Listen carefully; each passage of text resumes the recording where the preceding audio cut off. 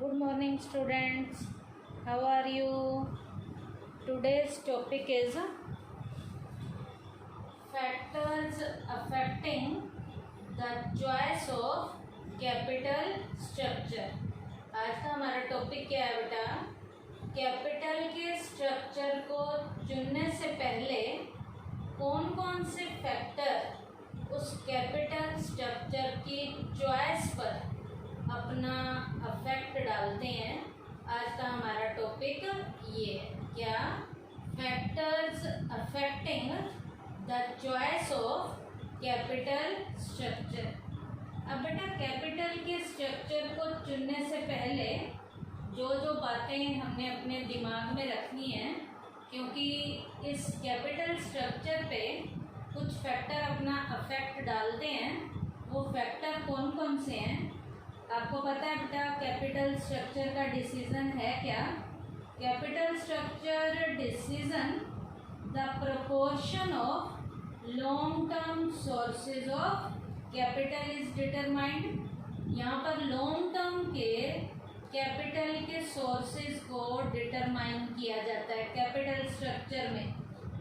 Most favourable proportion of determinants the optimum capital structure. अब हमारा capital structure optimum वाला होना चाहिए इस डिसीजन में। अब बेटा इस डिसीजन पे some of the factors which affect the choice of the capital structure are the following. Capital के स्ट्रक्चर पे जो जो फैक्टर अपना इफेक्ट डालते हैं वो नीचे के सारे पॉइंट हैं। इसमें सबसे पहला पॉइंट है कैश फ्लो पोजीशन। क्या? Cash flow position. While making a choice of capital structure the future cash flow position should be kept in mind. Capital के स्ट्रक्चर को चुनने से पहले, कैपिटल के स्ट्रक्चर को चुनने से जो पहले है कैश फ्लो पोजीशन आपकी फ्यूचर की क्या होगी उसको क्या किया जाता है? अपने दिमाग में रखा जाता है। डेब्ट capital should be used only if the cash flow position is really good. यदि आपकी कैश फ्लो पोजीशन बहुत बढ़िया है तो बेटा डेब्ट कैपिटल को चुना जाता है, डेब्ट कैपिटल का यूज किया जाता है। क्यों किया जाता है डेब्ट कैपिटल का यूज? कंडीशन आपकी जब गुड है, because a lot of cash is needed in order to make payment of interest और रिफंड ऑफ कैपिटल। क्योंकि इंटरेस्ट का डेफिनेट का रेट देना पड़ता है, उसके लिए पैसा होना चाहिए, और फंड को रिफंड यदि करना पड़ता है तो उसके लिए भी पैसा क्या होना चाहिए? ज़्यादा होना चाहिए। इसका मतलब यदि आपकी फाइनेंशियल पोजीशन बढ़िया है तो यहाँ पर डेब्ट कैपिटल का जो सोर्स है वो बढ़िया माना जाता है, वहाँ पर डेब्ट कैपिटल को चुना जाता है।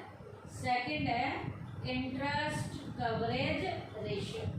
Interest coverage ratio exam notes के पॉइंट ऑफ व्यू से भी एक इम्पोर्टेंट टॉपिक है कि इंटरेस्ट कवरेज रेशियो है क्या। High interest coverage ratio affect the capital structure of an enterprise. एक एंटरप्राइज के ऊपर, एक यूनिट के ऊपर हाई इंटरेस्ट कवरेज रेशियो जो है वो कैपिटल स्ट्रक्चर पे अपना इफेक्ट डालती है। As it lowers the risk of the company, ये कंपनी के रिस्क को लोअर कर देती है। Failing to meet the interest payment obligation, क्योंकि यहाँ पर टाइमली इंटरेस्ट की क्या करनी पड़ती है? पेमेंट करनी पड़ती है।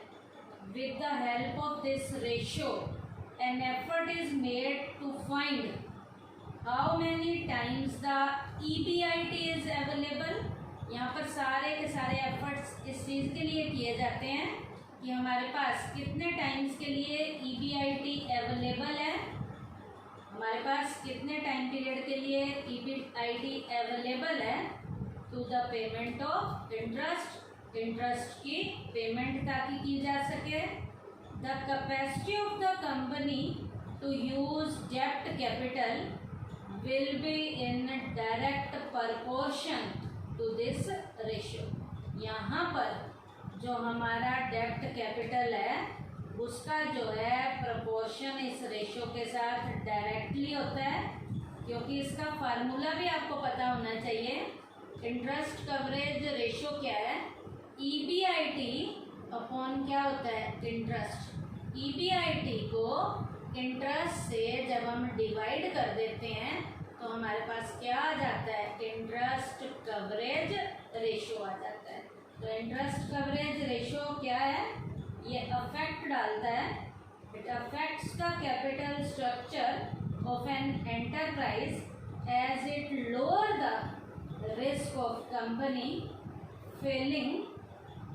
Failing to meet its interest payment obligations. और इसका फार्मूला आपको पता होना चाहिए ICR का। ICR is equal to EBIT upon interest. Third है आपका डेब्ट सर्विस कवरेज रेशियो। डेब्ट सर्विस कवरेज रेशियो ये भी एग्जाम नोट्स में कई बार आता है। हायर डेब्ट service coverage ratio indicates better ability to meet cash commitments and consequently the company's potential to increase debt component in its capital structure। ये जितना बढ़िया होगा कैपिटल स्ट्रक्चर को सही तरीके से रखा जा सकता है, क्योंकि ये डेब्ट सर्विस कवरेज रेशियो निकलता कैसे है? Profit after tax plus depreciation plus interest plus non cash expenses return of जो है इन सब को ऐड कर दो और इसको डिवाइड किससे करेंगे?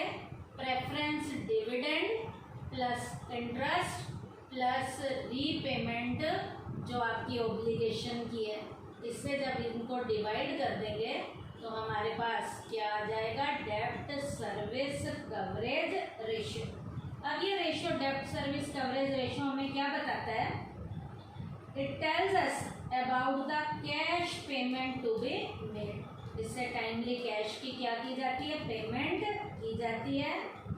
अब जब कैश की पेमेंट जब हम करेंगे तो ये रेशियो हम देखेंगे कि बेटर है या नहीं है। Better ratio means the better capacity of the company. ये रेशियो जितना बेटर होगा कंपनी की जो कैपेसिटी होगी वो भी बढ़िया होगी। Consequently, more debt can be utilized in the capital structure, ताकि more debt को कैपिटल के स्ट्रक्चर में क्या किया जा सके? यूज किया जा सके। नेक्स्ट है रिटर्न ऑन इन्वेस्टमेंट। ROI क्या होता है? The greater return on investment of a company increases its capacity to utilize more debt capital। ये जितना रिटर्न ऑन इन्वेस्टमेंट कंपनी का बढ़िया होता है, कंपनी जो है अपने यहाँ पर कैपिटल स्ट्रक्चर में डेब्ट कैपिटल की कैपेसिटी को हद से ज़्यादा क्या करती है? यूज करती है। कैसे यूज करेगी? इसका फार्मूला आपको आना चाहिए। ROI is equal to EBIT upon total investment. EBIT को टोटल इन्वेस्टमेंट से जब हम डिवाइड कर देते हैं तो क्या निकल के आ जाता है? Return on investment. और ये रिटर्न ऑन इन्वेस्टमेंट जितना बढ़िया होता है कंपनी की डेब्ट कैपिटल को ज़्यादा से ज़्यादा यूज करने की जो कैपेसिटी है वो इंक्रीज हो जाती है। और फार्मूला क्या है? ROI is equal to EBIT upon total investment. Next point है कॉस्ट ऑफ डेब्ट। कॉस्ट ऑफ डेब्ट the capacity of a company to take डेब्ट depend on the cost of the डेब्ट ये कॉस्ट ऑफ डेब्ट के ऊपर भी ये कैपेसिटी क्या करती है, डिपेंड करती है। In case the rate of interest on the डेब्ट कैपिटल इन द डेब्ट कैपिटल इज लेस, मोर डेब्ट कैपिटल कैन बी यूटिलाइज्ड। यहाँ पर डेब्ट कैपिटल का यूज क्या किया जाएगा, ज़्यादा किया जाएगा, और वाइस वर्सा होगा। इसका मतलब क्या है, यदि in case the rate of interest on the डेब्ट कैपिटल इज मोर, लेस डेब्ट capital can B utilised. Next है टैक्स रेट। टैक्स रेट भी यहाँ पर इम्पैक्ट डालता है। The rate of tax affect the cost of the डेब्ट। ये भी हमारे डेब्ट की कॉस्ट के ऊपर अपना अफेक्ट डालता है। और कैसे इफेक्ट डालेगा, if the rate of tax is high, the cost of डेब्ट डिक्रीजेज। टैक्स का रेट जब ज़्यादा है तो डेब्ट की कॉस्ट क्या हो जाती है, गिरनी शुरू हो जाती है। क्यों, क्योंकि टैक्स ज़्यादा भरना पड़ रहा है, तो डेब्ट की कॉस्ट जो है क्या हो जाएगी, कम हो जाएगी, गिरनी शुरू हो जाएगी। इसका रीज़न भी आपको पता होना चाहिए। क्या रीज़न होगा, the reason is the deduction of interest on the डेब्ट capital from the profit considering it a part of expense and saving in taxes. आपको पता है टैक्स जो है किस में से दिया जाता है, प्रॉफिट में से ही दिया जाता है। तो टैक्स रेट जब ज़्यादा होता है, टैक्स का रेट जब ज़्यादा होता है तो डेब्ट की कॉस्ट जो है घटनी शुरू हो जाती है। इसकी कॉस्ट क्या होती है, घटनी शुरू हो जाती है। उसके बाद है cost of equity capital. Equity capital की कॉस्ट भी कैपिटल के स्ट्रक्चर पे अपना इफेक्ट डालती है। Cost of equity capital, it means the expenditure of the share holders from the company, it affected by the use of डेब्ट capital. Debt capital is utilized more, it will increase the cost of equity capital. Debt capital का use जब ज़्यादा किया जाता है तो ये equity share capital की कॉस्ट को बढ़ा देती है। क्यों बढ़ाती है, इसका रीज़न क्या है, that the greater use of debt capital increases the risk of the equity shareholder. जितना डेब्ट कैपिटल का यूज ज़्यादा किया जाएगा, इक्विटी शेयर होल्डर्स के जो रिस्क हैं वो बढ़ने शुरू हो जाएंगे। द यूज ऑफ डेब्ट capital can be made only as to the limited level. इसीलिए लिमिटेड लेवल पे ही डेब्ट कैपिटल का यूज किया जाना चाहिए। It adversely affect the market value of the shares. इसका शेयर्स की मार्केट वैल्यू पे भी एडवर्सली अफेक्ट आता है। This is not a good situation, ये बढ़िया सिचुएशन नहीं होती है। Effort should be made to avoid it. जहाँ तक हो सके एफर्ट्स ऐसे किए जाने चाहिए कि इन्हें टाइमली अवॉइड किया जा सके। नेक्स्ट है flotation cost. Flotation cost are those expenses which are incurred while issuing securities। ये ऐसे खर्चे हैं जो सिक्योरिटी को इशू करने के लिए किए जाते हैं, चाहे वो इक्विटी शेयर हो, चाहे वो प्रेफरेंस शेयर हो, चाहे डिवेंचर हो। This includes commission of underwriter. यहाँ अंडरराइटर की कमीशन को इंक्लूड किया जाता है, ब्रोकरेज इंक्लूड की जाती है, स्टेशनरी का खर्चा इंक्लूड किया जाता है, या कोई और भी एक्सपेंसेस हो उन्हें भी इसमें ऐड किया जाता है। Generally the cost of issuing डेब्ट कैपिटल इज लेस। आमतौर पर डेब्ट कैपिटल को इशू करने के खर्चे कम आते हैं।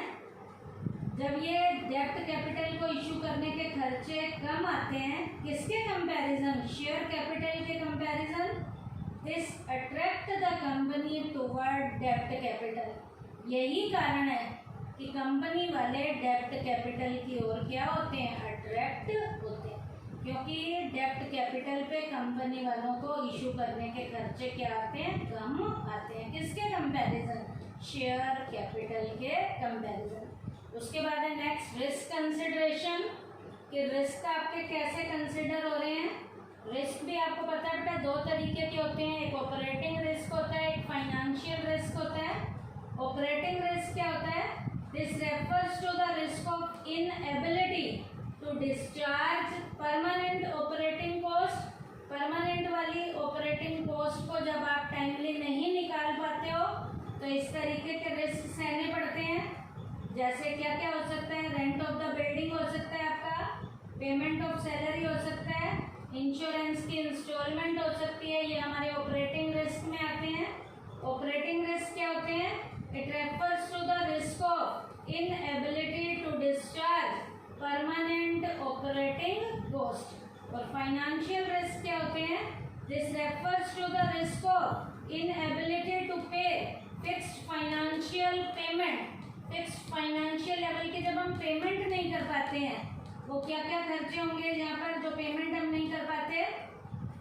वो पेमेंट हो सकती है इंटरेस्ट की, प्रेफरेंस डिविडेंड की हो सकती है, रिटर्न ऑफ द डेब्ट कैपिटल हो सकता है, जो कंपनी वालों ने प्रॉमिस किया है वो नहीं कर पाता, तो वो रिस्क कौन सा होता है? Financial risk. तो रिस्क कंसिडरेशन भी कैपिटल के स्ट्रक्चर पे इफेक्ट डालता है। दो रिस्क मैंने आपको बताए हैं, एक ऑपरेटिंग रिस्क और एक कौन सा? Financial risk. उसके बाद है फ्लेक्सिबिलिटी। आपका वो कैपिटल स्ट्रक्चर जो आपने सेट करना है उसकी नेचर कैसी है, कैसी नेचर का है, फ्लेक्सिबल है या नहीं है। According to this principle capital structure should be fairly flexible. हमारा कैपिटल का स्ट्रक्चर जो है फ्लेक्सिबल होना चाहिए। Flexibility means that it need be amount of capital in the business could be increased और डिक्रीज्ड। फ्लेक्सिबल ऐसे होना चाहिए जब जरूरत पड़े तो इस स्ट्रक्चर को यदि बढ़ाना है तो बढ़ा लिया जा सके, घटाना है तो घटा लिया जा सके। Reducing the amount of capital in business is possible only in case of डेब्ट कैपिटल। इस अमाउंट को रिड्यूस करना तभी पॉसिबल होता है जब डेब्ट कैपिटल का यूज किया जाता है। On the other hand repayment of equity share capital is not possible by the company during its life time. Equity share holder को तो कंपनी वाले अपने लाइफ टाइम पीरियड में पैसा वापस भी नहीं देते हैं। Thus, from the viewpoint of flexibility to issue debt capital and preference share capital is the best. Flexibility point of view से कंपनी वालों को डेब्ट कैपिटल का यूज करना बढ़िया रहता है फ्लेक्सिबिलिटी को ध्यान में रखते हुए, या प्रेफरेंस शेयर कैपिटल का पैसा यूज करना फायदा रहता है। किस पॉइंट को ध्यान में रखते हुए? फ्लेक्सिबिलिटी को ध्यान में रखते हुए। उसके बाद है कंट्रोल पॉइंट, कि आप कितना कंट्रोल कर पाते हो अपने उस कैपिटल स्ट्रक्चर को। तो कैपिटल स्ट्रक्चर को बनाते समय कंट्रोल पॉइंट को भी आपने ध्यान में रखना है। According to this factor at the time of preparing capital structure it should be ensured that the control of the existing share holders, कि आप कितने एग्जिस्टिंग लेवल के शेयर होल्डर्स को टाइमली अच्छे से कंट्रोल कर पाते हो। शेयर होल्डर्स यहाँ कौन है? ओनर्स हैं, क्योंकि ये ओनर्स कंपनी के अफेयर्स में टाइमली इंटरफेरेंस करते रहते हैं। तो कितनी इंटरफेरेंस को टाइमली आप कंट्रोल इजीली कर सकते हो। The number of owners controlling the company increases, यदि ये कंपनी में कंट्रोल करने वाले शेयर होल्डर्स की काउंटिंग यदि बढ़ जाती है, this situation will not be acceptable to the existing share holders. यदि ये काउंटिंग बढ़ जाए तो ये सिचुएशन एग्जिस्टिंग वाले जो शेयर होल्डर्स हैं वो बर्दाश्त नहीं कर पाते हैं। अब जब बर्दाश्त नहीं करेंगे तो इसका मतलब वो कंट्रोल नहीं कर पाएंगे। On the contrary, when funds are raised through डेब्ट कैपिटल, जब फंड्स डेब्ट कैपिटल के जरिए इकट्ठा किया जाता है, there is no effect of the control of the company. तो कंपनी के कंट्रोल पे कोई भी इफेक्ट नहीं आता, क्योंकि डेब्ट कैपिटल वाले जो इन्वेस्टर हैं वो कंपनी की रोजमर्रा की एक्टिविटीज में किसी भी तरीके की कोई दखल अंदाजी नहीं करते हैं। Because the debenture holders have no control over the affairs of the company, क्योंकि कंपनी के अफेयर्स पे उनका किसी भी तरीके का कोई भी कंट्रोल नहीं होता। अब बेटा यहाँ पर कंट्रोल पॉइंट ऑफ व्यू में डेब्ट कैपिटल सबसे बढ़िया रहती है। तो यहाँ हम कहेंगे क्या, for those who support this principle डेब्ट कैपिटल इज द बेस्ट। यहाँ पर डेब्ट कैपिटल यहाँ पर बेस्ट रहेगी, क्योंकि ये डेब्ट कैपिटल वाले जो डिवेंचर होल्डर्स हैं ये कंपनी के अफेयर्स में किसी भी तरीके की कोई भी दखलंदाजी नहीं करते हैं। तो कंट्रोल करना आसान होता है, लेकिन यदि इक्विटी का पैसा लगाया जाए तो इक्विटी शेयर होल्डर कंपनी के रोजमर्रा की एक्टिविटीज़ में दखलंदाजी करते हैं। तो वो जो एग्जिस्टिंग वाले शेयर होल्डर्स हैं इन नए दखलंदाजी करने वाले शेयर होल्डर्स को बर्दाश्त नहीं कर पाते। तो कंट्रोल पॉइंट ऑफ व्यू से डेब्ट कैपिटल का पैसा कैपिटल स्ट्रक्चर में यूज में लाना बढ़िया माना जाता है। उसके बाद है रेगुलेटरी फ्रेमवर्क। आपका फ्रेमवर्क कैसा है कैपिटल स्ट्रक्चर का? Capital structure is also influenced by the government regulation. Capital structure जो है वो गवर्नमेंट के रेगुलेशन के ऊपर भी डिपेंड करता है कि सरकार कितना आपके बिजनेस को रेगुलेट करती है। अब यहाँ पर एग्जांपल दे सकते हो, banking companies can raise funds by issuing share capital alone, not any other kind of security. Banking company जो है शेयर कैपिटल के जरिए ही प्रॉपर तरीके से काम कर लेती हैं, उन्हें किसी भी तरीके की कोई दूसरी कैपिटल की जरूरत नहीं होती। Similarly it is compulsory for other companies to maintain a डेब्ट कैपिटल, ताकि वो अपने डेब्ट कैपिटल को मेंटेन करें। और एक आइडियल डेब्ट कैपिटल का रेशो क्या होना चाहिए? 2:1 होना चाहिए। 4:1, 6:1 है। The public issue of shares and debentures have to be made under SEBI guidelines. यहाँ पर सेबी की गाइडलाइंस के अकॉर्डिंग कितने इश्यूज शेयर्स के होंगे, कितने डिवेंचर्स के होंगे, ये टाइमली सरकार की गाइडलाइंस के अकॉर्डिंग यहाँ बताया जाता है, ताकि उन्हें प्रॉपर तरीके से रेगुलेट किया जा सके। तो यहाँ टाइमली जो सेबी है इस संदर्भ में टाइमली क्या देता है? गाइडलाइंस देता है। उसके बाद है स्टॉक मार्केट। मार्केट की कंडीशन कैसी चल रही है? बुलिश टाइम पीरियड है या आपका मंदी का टाइम पीरियड चल रहा है? Stock market conditions refers to upward और downward trend in the capital market. Stock market जो है कैपिटल मार्केट के अपवर्ड ट्रेंड को और डाउनवर्ड ट्रेंड को बताता है। Both this conditions have their influence on the selection of the sources of the finance. ये दोनों कंडीशन फाइनेंस के सिलेक्शन के ऊपर अपना इफेक्ट डालते हैं, अपवर्ड कंडीशन भी और डाउनवर्ड कंडीशन भी। When the market is dull, यहाँ मार्केट मंदी चल रही है, investor are mostly afraid of investing. मंदी के बाजार में इन्वेस्टर जो इन्वेस्ट करने से डरते हैं। शेयर कैपिटल में इन्वेस्ट करने से इन्वेस्टर डरते हैं, क्योंकि मंदी का बाजार चल रहा होता है तो वहाँ पर रिस्क क्या होते हैं? हद से ज़्यादा होते हैं। On the contrary, when condition in the capital market are cheerful, यदि कैपिटल मार्केट की कंडीशन बढ़िया चल रही है, they treat investment in the share capital as the best choice। यहाँ पर जब बढ़िया कंडीशन चल रही है तो इन्वेस्टर शेयर कैपिटल में ज़्यादा से ज़्यादा इन्वेस्ट करते हैं और क्या कमाते हैं? प्रॉफिट कमाते हैं।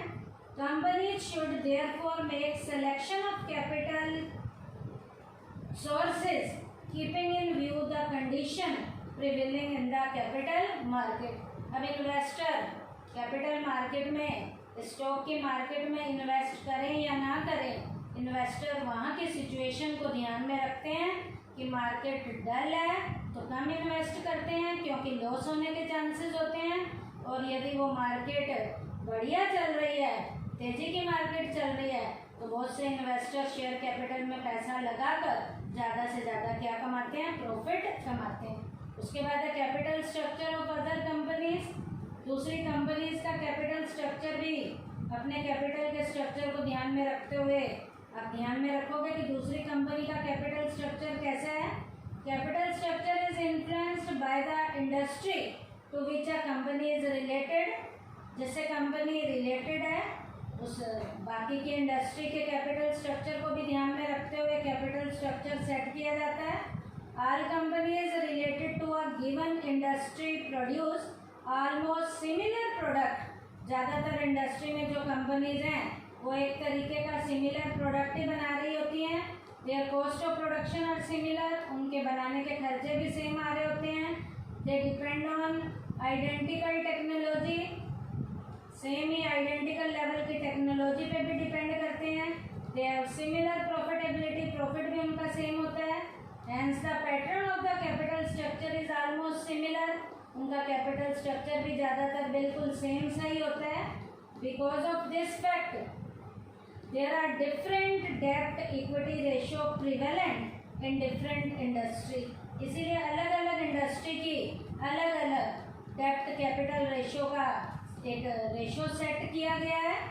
Eight the time of raising fund a company में टेक इनटू कंसिडरेशन डेब्ट equity ratio prevalent in the related industry.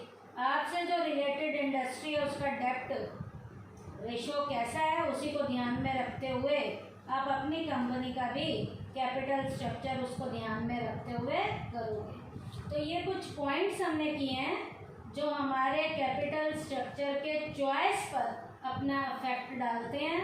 वो पॉइंट क्या क्या हैं?